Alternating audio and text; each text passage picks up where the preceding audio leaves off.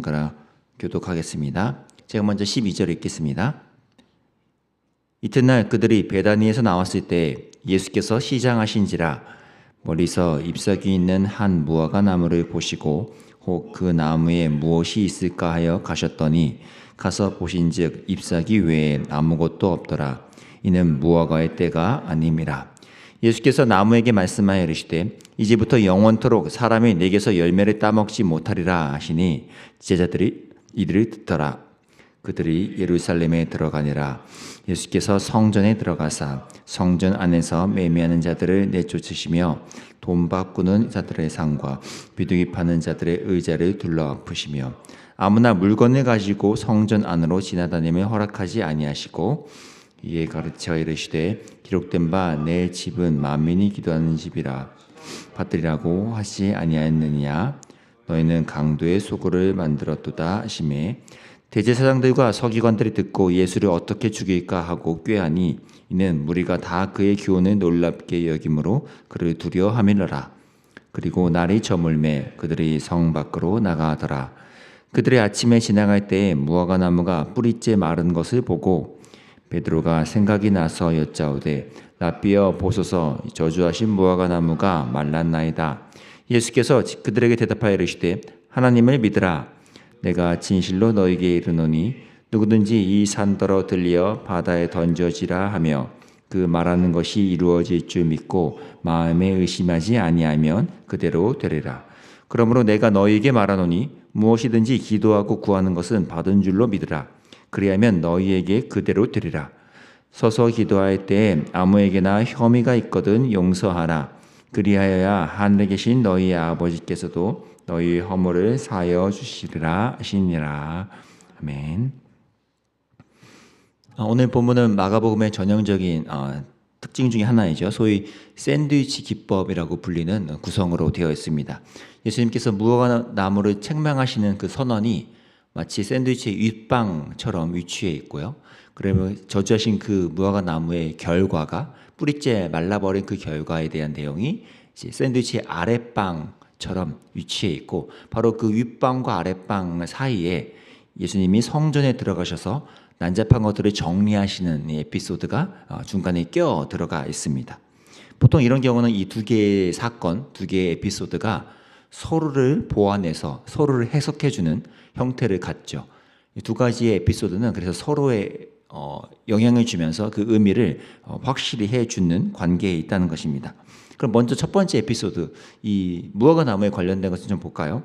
예수님이 한 무화과 나무에 다가가서 열매가 없는 것을 보고는 냅다 나무를 향해서 마치 화풀이 하듯이 저주를 쏘아 붙이세요. 좀 이상해 보이죠. 왜냐하면 분명 13절 끝부분에 보면 이 무화과 나무의 때가 아니라고 또 표현이 되어 있으니까 좀 나무 입장에서 억울하잖아요. 아니 아직 때가 아니니까 열매가 안 난 건데 예수님이 아무리 그나저나 좀 기분이 안 좋으셔서 그렇지 이렇게 나무에 대해서 그렇게 저주를 해버리시나. 이게 좀 우리에게 의아한 거죠. 되게 비상식적으로 느껴지잖아요. 근데 이런 오해를 풀기 위해서 우리가 알아야 하는 것이 이 무화과 나무의 당시의 이제 특징입니다. 이 무화과 나무는 당시 기후에 따라서 이 결실을 맺게 되는데 보통 그 당시 이쪽 이스라엘 이 지역에서는 4월에서 10월까지가 건기, 여름에 해당하고 그 나머지가 이제 우기, 겨울에 해당하는데 당연히 이제 우기, 겨울 동안에는 앙상한 나뭇가지로만 남아있던 이 무화과 나무가 이제 따뜻한 봄이 오면 4월부터 해서 슬슬 이제 열매를 맺게 되는데 바로 요 6월절 시즌이 이제 봄이지 않겠습니까? 그래서 요때 6월절 시즌에는 이제 첫 열매를 잎사귀와 함께 맺게 됩니다. 잎사귀와 함께 첫 열매를 맺은 후에 그때부터 나머지 건기 동안 한 5번 정도의 열매를 또 맺는다 그래요. 그래서 이 첫 번째 열매가 이 봄 시즌에 잎사귀와 함께 잘 맺어져야 그때 이후로 나머지 건기, 여름 기간 동안 계속해서 열매를 잘 맺는 건강한 정상적인 무화과 나무로 서 있다고 합니다. 그런데 바로 지금 이 시즌이 예수님이 6월절 기간에 다가오신 거잖아요. 그러니까 따뜻한 봄으로서 좀 전에 말씀드린 그 첫 열매가 잎사귀와 함께 맺어져 있어야 할 그 때인 거죠. 좀 전에 13절에서 읽은 무화과 나무의 때가 아니다라는 이 표현은 이 건기, 그러니까 여름에 맺어져야 하는 이 많은 다 후속 열매들에 대한 그 때가 아님을 말하는 것이고, 지금은 봄, 따뜻한 봄이 찾아왔기 때문에 잎사귀와 함께 이 첫 열매는 이제 나타나야 하는 이 시기인 것이죠. 그런데 지금 어떻게 된 겁니까? 바로 그 첫 열매가 잎사귀와 함께 있어야 할 거라고 예상되었지만 다가가 보았더니 웬걸요? 잎사귀만 있고 그 첫 열매가 없는 거예요. 그러니까 이 잎사귀에 해당하는 것으로 보여지어서 열매가 있겠다 하고 다가갔는데 없는 거죠. 마침 이 상태를 예수님이 좋은 시청각 교육 도구로 사용하셔서 지금 제자들에게 뭔가를 가르치시고자 하는 겁니다. 뭐겠습니까? 잎사귀는 열렸건만 정작 있어야 할 열매는 없는 이 상태. 지금 이스라엘의 영적인 상태를 지금 예수님이 가르치시려는 거죠. 그런 영적 무결실의 대표적인 상태가 바로 또 뭐겠습니까? 매일같이 성전을 왔다 갔다 출입하지만 실제 잎사귀에 불과한 형식만 있고 신앙의 결실, 열매는 없던 이 이스라엘의 당시 모습을 지금 예수님이 이제 표현해 내시는 거죠. 그래서 그 무화과 나무 사건 사이에 바로 이 성전 안에 들어가 정리하시는 내용이 들어가 있는 것입니다. 15절에서 예수님이 보이시는 이 놀라운 좀 뜻밖의 행동이에요. 굉장히 와일드하고 터프하게 막 성전 안에 있는 것들을 다 뒤엎으시고 막 내쫓으시잖아요. 이 행동의 이유가 17절에 언급되고 있죠. 17절을 제가 읽겠습니다. 이에 가르쳐 이르시되 기록된 바 내 집은 만민이 기도하는 집이라 칭함을 받으리라고 하지 않느냐. 너희는 강도의 소굴을 만들었도다 하시매. 가르쳐라고 말씀하시죠. 지금 이 상황을 가르치시고자 하는 겁니다. 근데 어떤 상황이래요? 이게 강도의 소굴이 되었다라고 표현하시죠. 당시 성전에는 이제 온갖 원근 각처에서 제사, 예배를 드리기 위해 많은 사람이 몰려들었잖아요.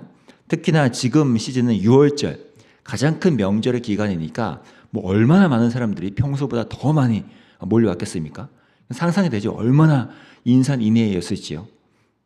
그런데 제사 또 규례에 따라 절기를 지키려고 뭔가 성전에 동물을 바치고 하려면 규례가 어떻게 되어 있습니까? 그냥 아무 길거리에 있는 동물을 가져오는 게 아니잖아요. 흠없고 깨끗한 동물을 제사로 드릴 수가 있죠. 그러니까 그 멀리서 그 흠없고 깨끗한 동물을 실제 흠 없이 제사를 드리는 과정에까지 잘 데리고 바쳐야 하는데 그게 얼마나 이제 어렵겠습니까? 그 당시에 비행기가 있습니까? 차가 있어요? 동물이 끌고 오는데 처음에 집에서 출발할 때는 애가 흠없고 깨끗했는데도 오는 길에 뭐 상처를 입는다거나 뭐 병균이 옮는다거나 할 수 있잖아요. 동물이요. 그러니까 이게 굉장히 좀 어려운 거죠. 그렇게 먼 길을 왔는데 도루묵이 되는 거니까요. 그런 상황 또 편의와 안전을 생각해서 당시 사내들인 공회에서 공식적으로 허락해서 만든 것이 바로 이 이방인의 뜰, 성전 뜰 안에 있는 마켓입니다. 거기서 이제 멀리서 오는 분들은 그 동물을 멀리서까지 끌고 올 수 없으니 이 성전 뜰 안에 큰 마당에 이 동물들을 구입할 수 있도록 해준 거예요. 그래서 거기서 돈을 내고 깨끗한 동물을 이제 사서 바로 이제 제사를 드릴 수 있게 한 거죠. 거기까지는 좋았어요. 근데 성전세라는 것을 내야 되는데 성전세는 특별한 코인, 특별한 동전 화폐로 지정이 돼 있었기 때문에 그거를 내는 과정인데 인간의 욕심이 이제 여기서 발동된 거죠.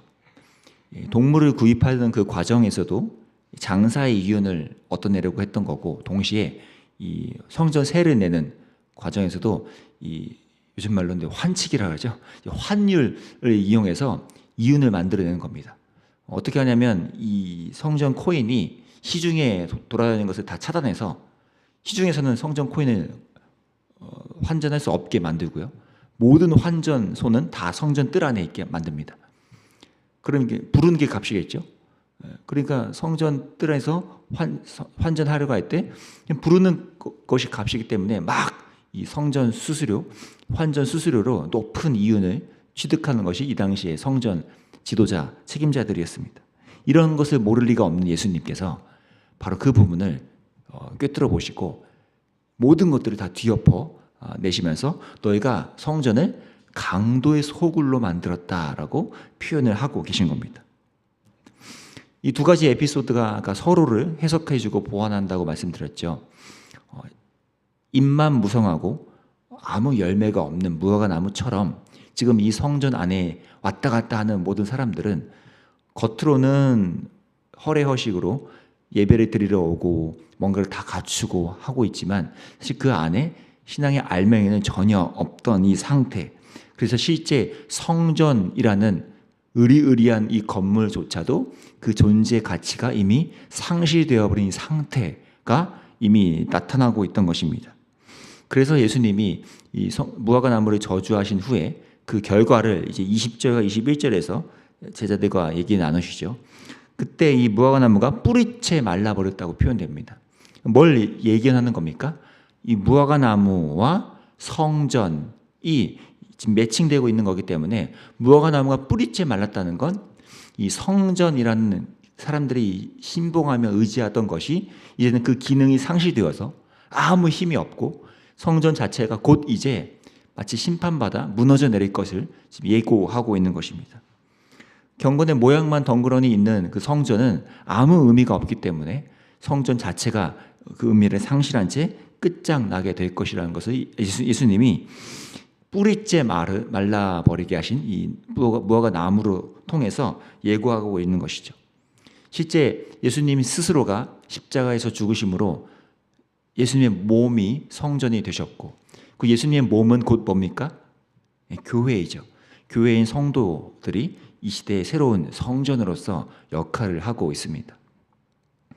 우리 안에 겉으로만 보여지는 것들은 이렇게 쉽게 열매를 맺지 못하고 반드시 있어야 열매가 있지 않을 때에는 그것들이 의미 없이 살아가게 된다는 것이죠. 이 부분이 우리의 신앙에서도 굉장히 중요한 부분을 차지한다는 것입니다.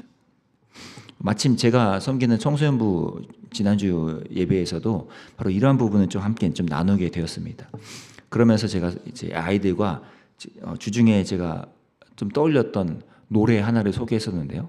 아마 아시는 분은 아실 겁니다. 가시나무라는 노래예요. 하덕규라는 찬양 사역자가 원래 만드신 곡인데 가사가 이러합니다. 내 속엔 내가 너무도 많아. 당신의 쉴 곳 없네. 내 속엔 헛된 바램들로 당신의 편할 곳 없네. 내 속엔 내가 어쩔 수 없는 어둠, 당신의 쉴 자리를 뺏고 내 속엔 내가 이길 수 없는 슬픔, 무성한 가시나무 숲 같네. 내 속엔 내가 너무도 많다. 그래서 주님이 쉴 곳이 없다라는 이 고백을 소그룹 때나 또 훈련반 모임 때나 아이들한테 물어봤더니요. 아이들이 자신의 삶에 굉장히 잘 적용을 하고 돌이켜보고 있더라고요. 자신의 것이 너무 많은 나머지 마치 오늘의 이 본문처럼요. 내가 겉으로는 교회를 늘 다녀왔고 찬양팀도 하고 훈련반도 하고 있고 하지만 자신 안에 내가 너무 많으면 사실 이 결실이 없는 열매가 없는 신앙처럼 내가 주님과 함께하지 못하는 주님과의 주님으로부터 오는 그 열매를 내 삶에 맺지 못하는 삶을 겪고 있는 것 같다라는 고백을 아이들도 이제 하였습니다. 아이들이 얘기 들으면서 저도 많이 좀 다시 한번 새롭게 생각이 들었습니다. 주님과 함께 해서 참된 열매를 맺는 삶이 무엇인지 우리가 이 사순절 기간을 지나면서 참된 열매가 우리 안에서는 사실 일어날 수 없기 때문에 다시 한번 우리의 포도나무이신 그 주님께 우리가 붙어져서 그분 안에서 열매를 공급받고 경건의 모양만 있는 우리의 신앙을 이제 떨쳐내고 경건의 열매, 알맹이가 있는 우리의 신앙이 돼야겠다라는 생각을 좀 하였습니다. 이 고난주간 앞두고서 우리가 함께 좀 이런 은혜를 구하면 좋겠습니다. 하나님, 우리가 사순절도 고난주간도 부활절도 사실 매번 찾아오는 절기이지만 이 기간에 우리가 늘 하던 대로만 그냥 경건의 모양으로 흘러가지 않고 경건의 내용, 경건의 결실, 열매가 우리 안에서 맺혀질 수 있도록 해달라고 예수님께 더 의존하고 그분께 접붙임 되어져서 그분으로부터 오는 것들이 우리의 삶에 좀 나타날 수 있도록 은혜를 구하는 저와 여러분이 되면 좋겠습니다. 구주와 함께 나 죽었으니 구주와 함께 나 살았도다. 이 주님과 함께 살아있는 열매가 우리 삶에 맺혀질 수 있기를 함께 좀 기도하는 저와 여러분이 되기를 바랍니다. 기도하겠습니다. 하나님 아버지, 우리 스스로는 내 속에 너무 나의 것이 많고 나의 의지도 많고 나의 욕심도 많습니다. 그래서 주님이 원하시는 열매가 잘 맺혀지지 않고 성령께서 원하시는 열매가 내 속에서 자라지 않을 때가 많은데, 주님, 내 안의 것들을 주님께서 다시 한번 다스려 주시고 더 내가 성령님께 의지함으로 순종함으로 이 아름다운 성령의 열매, 경건의 열매가 내 삶에 맺혀질 수 있도록 인도해 주시기를 원합니다. 성령께서 내 안에서 열심으로 일하시는 거에 따라서 나도 이 복음에 발맞추어 구주와 함께 죽은 내가 구주와 함께 사는 존재로서 성령에 따라 사는 존재 될 수 있도록 오늘도 함께 해주시고, 그 주님의 말씀에 따라 내 삶에 이제 경건의 모양만 갖춘 성도가 아닌 경건의 결실, 경건의 알맹이가 맺혀져 있는 내 삶이 될 수 있도록 이번 기간에 함께 해주시기를 원합니다. 주님께서 주신 은혜를 사모하며 예수님의 이름으로 기도합니다. 아멘. 오늘 함께 이렇게 기도합시다. 주님, 경건의 모양을 넘어 경건의 내용, 그 결실이 맺혀지는 이번 사순절, 고난주안과 부활절 될 수 있도록 인도해 달라고, 구주와 함께 죽은 내가 구주와 함께 살아가는, 그래서 그 열매로서 주님과 함께 동행하는 우리가 될 수 있게 인도해 달라고 함께 기도하시고, 또 공동체적으로 이번 사순절 고난주간 특별 집회를 맞이하면서 모든 성도가 그 말씀의 은혜를 드리고, 그 말씀이 그냥 한번 듣고 좋은 말씀으로 끄덕여지는 것에 끝나지 않고 삶의 열매로서 이어질 수 있도록 이 은혜를 허락해 달라고 함께 또 공동체를 위해서 함께 기도하며 나가겠습니다. 기도합니다.